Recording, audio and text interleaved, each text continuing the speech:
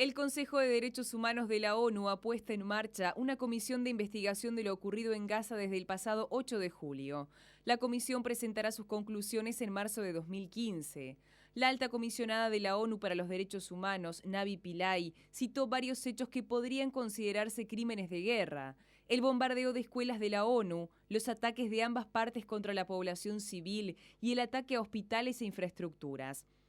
Pillay mencionó el paralelismo entre los sucesos actuales y lo ocurrido en la Operación Plomo Fundido de los años 2008 y 2009, en la que murieron más de 1.300 palestinos.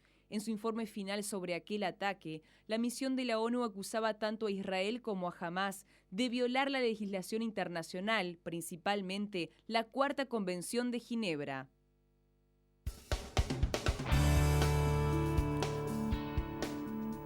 Muy buenos días, le damos la bienvenida a nuestra analista internacional, Susana Mangana. Por estas horas hay tregua entre Israel y Hamás en la Franja de Gaza.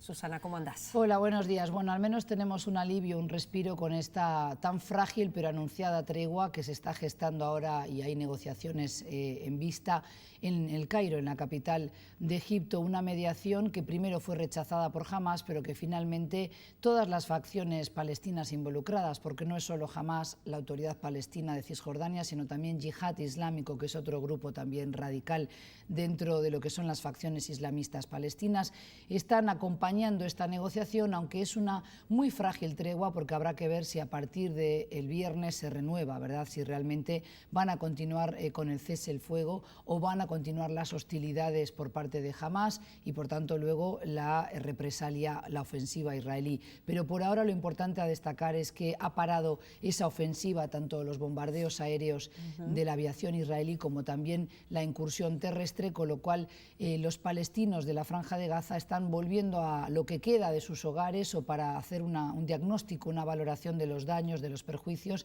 y ver también qué pueden rescatar de entre los escombros. Hay que darse cuenta que todavía hay muchos cadáveres, que también hay animales, digamos, putrefactos, ¿verdad? Con lo cual también hay un riesgo evidente de que pueda haber una especie de contaminación en el ambiente, pero también habrá que ver con qué cuentan para servicios de recogida de basura, de escombros, y cómo se puede hacer digamos, un tratamiento de esta cuestión que afecta a la salud de las personas que allí viven. El presidente de Estados Unidos, Barack Obama, sugirió que Israel levante el bloqueo en la Franja de Gaza. Uno tiene la impresión de que esto no va a ocurrir, que Israel no va a levantar el bloqueo. Recuerdo habérselo preguntado incluso aquí al embajador Dori Goren, y él consideraba que eso era imposible. Fue hace unos cuantos días, pero de cualquier manera da la impresión que Israel no va a levantar esa. Sí, esa es la demanda principal del grupo de Hamás, ¿verdad? Que lo que le exige al gobierno de Israel para poder realmente decir terminamos con esta ofensiva también por parte de Hamás, el lanzamiento de misiles, el no enviar hombres a través de esos túneles que por ahora se supone, según declaraciones de los distintos portavoces del gobierno y del ejército israelí, que ya han destruido al menos 32 túneles de Hamás.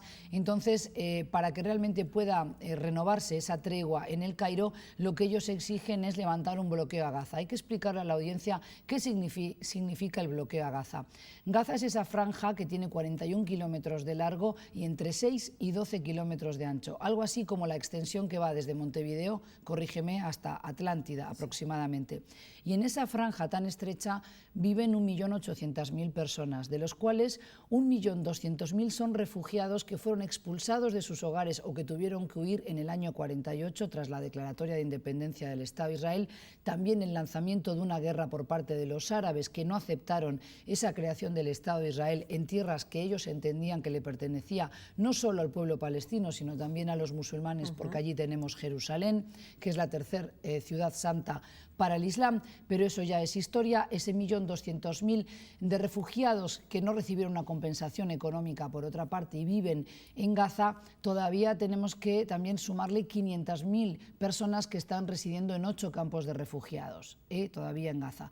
Este bloqueo lo que significa es que o bien salen por el mar, como hemos dicho, o bien salen por territorio frontera de Israel o por el territorio egipcio, que desde hace algo más de un año ese paso fronterizo de Rafah ha estado cerrado porque también también había servido para infiltraciones varias de islamistas hacia la península de Sinaí y, por tanto, el gobierno del general Abdel Fattah al-Sisi en Egipto hoy, que ha desalojado del poder a la cofradía de la hermandad musulmana de la que después se desgaja Hamás en 1987, tiene una pésima relación con Hamás. Realmente está volviendo a recuperar tono de diálogo y su rol de mediador en el conflicto de Oriente Medio-Egipto, pero está muy cuestionado si realmente va a poder llevar adelante esta negociación porque no se entienden bien con los integrantes, la dirigencia de Hamás, por cuestiones filosóficas, porque son posiciones muy enfrentadas. Susana, desde Israel se ha planteado, bueno, pero que jamás no se rearme. Claro. De ahí que uno ve complicado que se acepte levantar el bloqueo a la Franja de Gaza, porque ¿qué garantía se le puede dar a Israel que jamás no se vaya a rearmar? Pero justamente yo creo que ahí es el punto de inflexión y de error. O sea, si no se levanta el bloqueo a la Franja de Gaza, estamos condenando a ese 1.800.000 personas a vivir en una situación muy drástica, porque el 40% de los habitantes de Gaza está desempleado, pero por otra parte hubo un estrangulamiento, se le llama financiero, a la autoridad palestina desde el año 2007 regularmente, es decir, consistentemente el gobierno de Israel retuvo impuestos que retiene y que tiene que devolver mes a mes a la autoridad palestina porque es parte de la manera en que se financia esa autoridad palestina. Impuestos que retiene por concepto de productos, mercadería importada hacia los territorios palestinos, pero también el IVA que hay que devolverle por los productos y servicios israelíes. Y estos son 60 millones de dólares mensuales, con lo cual la autoridad palestina, sobre todo en la Franja de Gaza, no podía en el año 2006, por ejemplo, hacer frente al pago de sus obligaciones a sus funcionarios públicos. Esta manera de aislar a Gaza también, que no tienen salida fácil, que no pueden ir a trabajar al territorio israelí, que no pueden salir, por ejemplo, por el paso de Rafah de Egipto, de alguna manera los condena a sobrevivir como pueden. Hay también un 13% de desnutrición infantil en Gaza y estas son las cifras que son muy onerosas, porque mientras la gente siga sufriendo y padeciendo penurias económicas, pero no vean una salida a su futuro, a su vida, y encima no tienen un Estado palestino en la frontera, en el horizonte cercano, esto solo puede alimentar los odios, los recelos, los resentimientos y granjea simpatías para el ala radical de Hamás. Ya lo hemos dicho desde hace un mes, cuando venimos haciendo una suerte de crónica, relato de este conflicto. Por parte de los voceros del gobierno de Israel y también distintos representantes diplomáticos a lo largo y ancho del mundo dicen: nuestra guerra no es con los palestinos, es con Hamás, pero finalmente los que están pagando con sus vidas ese alto precio son los palestinos de a pie. Muchos de ellos serán simpatizantes de Hamás, pero ¿por qué lo son? Porque no se está resolviendo el problema de fondo, que no es solo el bloqueo a Gaza, sino que no hay una negociación con una frontera de tiempo visible donde se diga: aquí se termina el conflicto, esta tierra con estas fronteras para ti y esta para mí. Hay que darse cuenta que los palestinos hoy solamente tienen el 22% del territorio que en el año 47 la resolución 181 de Naciones Unidas les otorgaba, que era el 48% de la tierra que era el mandato británico sobre Palestina. 52% iba para el Estado de Israel y 48% para los palestinos. Y el 1% restante aproximadamente eran Belén y Jerusalén, que quedaban bajo mandato y control internacional, porque evidentemente Jerusalén, Belén son también, si se quiere, caros a los ojos de la comunidad internacional, porque son lugares santos también para la cristiandad, ¿verdad? Con lo cual hay que entender que de ese 48% los palestinos solo ocupan el 22%. Y otra de las discusiones que vemos muy seguido es: pero ya no hay ocupación militar de Gaza. Desde el 2005 hubo un plan de desconexión, no hay militares israelíes dentro de Gaza. Eso es cierto, pero hasta el 2005 los hubo, y colonias israelíes en territorio palestino. Ahora bien, ¿qué pasa con Cisjordania? Está distribuida en 3 áreas administrativas, políticas, A, B y C, y la zona C es totalmente controlada por Israel, y eso es el 62% de Cisjordania, con lo cual tienen control sobre un territorio que ellos entienden que es disputado y los palestinos dicen ocupado. No es un mero matiz semántico, porque sobre Cisjordania no tiene jurisdicción ningún Estado. Ya no pertenece a Jordania, no pertenece a los palestinos, tampoco a Israel. Por eso Israel dice: es un territorio disputado. Pero en los hechos, mientras no resolvamos el problema de fondo, yo soy bastante pesimista. Con esta ofensiva tenemos 1.867 palestinos muertos, tenemos cerca de 64, creo, soldados israelíes fallecidos y 3 civiles israelíes muertos, y hay que sumarle un ciudadano de Taiwán. Entonces, ¿para qué han servido todas estas muertes? Ha habido un varapalo muy fuerte, se ha debilitado, se ha mermado la capacidad de retaliación de Hamás, pero finalmente Hamás vuelve a salir exitoso de esta ofensiva porque el dolor, los niveles de destrucción, de sufrimiento de la población de Gaza por estas horas son tan altos que finalmente consiguen otra vez granjearse simpatías. Y entonces alguien dirá, ¿y por qué no se rebelan en contra de Hamás, que es una dictadura, es una tiranía y los tiene controlados, los tiene amordazados?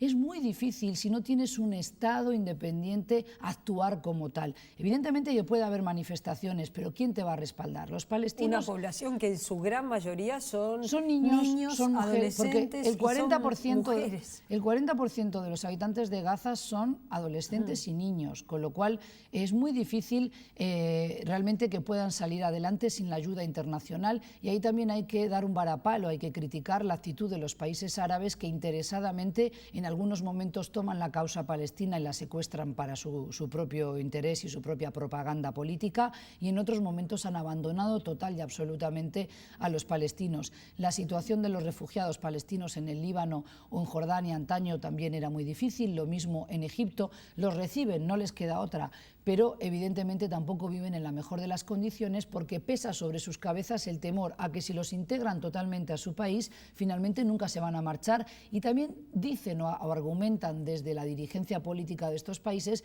que de alguna manera sí están minando lo que es la causa palestina, porque entonces nadie va a tener, no van a luchar por volver a su tierra original, la Palestina histórica.